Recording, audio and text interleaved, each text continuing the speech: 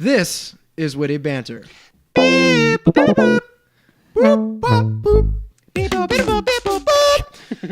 All right, guys. I'm going to go first, and then Hunter, you can bring yours next. Okay. This is just a quick one. I don't know how long we're going to be going on it, just to gauge your own interest, I suppose. But about 8 months ago, we've talked about virtual reality devices on this show quite a bit. VR. Mostly Oculus Rift, right? And then Yes. months ago, we found out that Sony was working on their own called Project Morpheus, and whether or not it was going to be like a viable competitor to the Oculus was what we kind of talked about. And then we also read news that even though Sony had it in development, they weren't sure that they were even going to put it out, which I thought was sort of like a candidly honest thing to say, like, hey, if it's not right for the company, we won't do it. Interesting. But we found out this week at GDC that they are going to indeed release it, and they're expecting a early 2016 release date. Wow. And on top of that, they showed a new model of it, and they've completely revamped it. I'm going to throw some stats out real quick. Okay. They're, it's computer speak, so if people understand it, great. I just feel like we have to say it. So now it has it has 120 hertz refresh rate, double that of the previous version, and a low latency of less than 18 milliseconds, which is actually really impressive. Okay.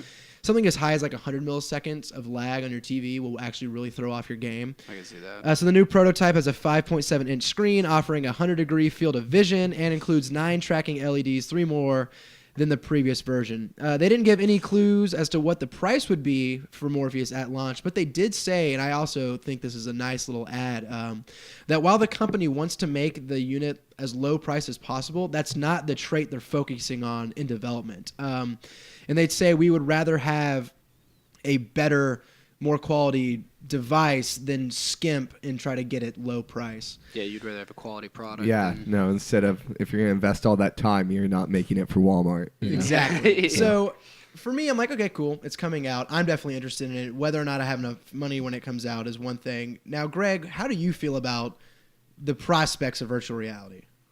And how big it's sort of getting, or sort of like the hype for it has gotten bigger. It's just, it kind of freaks me out a little bit because we already have our face buried down in so many items, and this is just another gadget just to get so enthralled with. Mm-hmm. And it's also exciting just because you get to be so creative with things like that, kind of with no repercussions, exploring spaces that aren't physical, so you don't have the risk of getting injured and things, and just kind of optimize your mind essentially. Yeah, I mean, there's even demos like go on a balloon ride in Tuscany.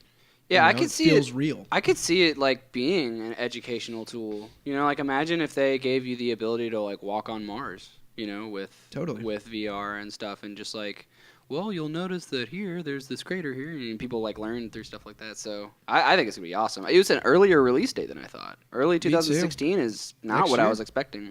Which is nice. I mean, I'm ready to. I've never even got to use it, so I'd like to get my hands on it and try it out. Now, I don't think we talked about the Microsoft HoloLens, but have you guys seen that as well? Yeah. Have you seen that, Have Greg? not. So essentially, the HoloLens is a glasses device, but instead of virtual reality, it's augmented reality, where they just put things in front of you. You're basically wearing a heads-up display, and the demo that they had was you could play Minecraft in your living room. Oh, so have you that. guys seen the movie Her, where the guy's in love? So it's similar haven't, to I that want to. game. Exactly. That he was playing, that was just a heads-up display for him, Yes. essentially in the room. Yeah. Oh, that's exciting. That's cool, right? Yeah, that's really cool. There's actually been analysts who've said that with as long as VR is taking and the sort of experience that augmented reality gives, that some people are worried that augmented reality might leapfrog VR completely, and that actually might be the more desirable experience because two people could have the glasses on, sitting on the couch next to each other, and be able to look at each other, interact and stuff, and not kind of be so lost in one experience, Yeah, segmented off, you're able to interact and share it with someone else rather just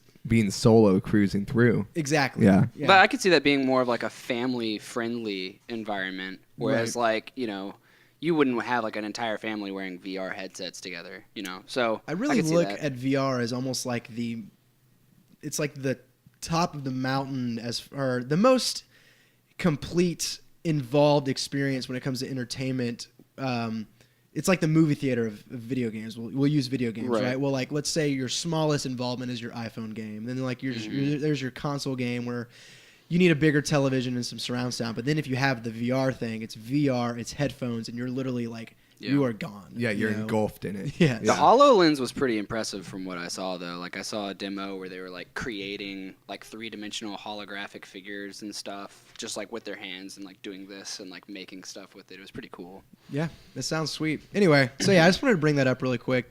Mostly just, it's got a release date, so we got something to look forward to, I suppose. Excited, Morpheus. Yeah, no, like augmented, especially for product development, just creating vehicles and new things like that. And that's where what you could like see it in the room. Yeah, with you. Sure. It's like clay moldings and well, whatnot. like you were saying, even with VR, it's such a new frontier of just not even just entertainment, but like content in general. You know, like these movies that are being filmed in 360 degrees. It's definitely a precipice to be jumped off of. Yeah. You know.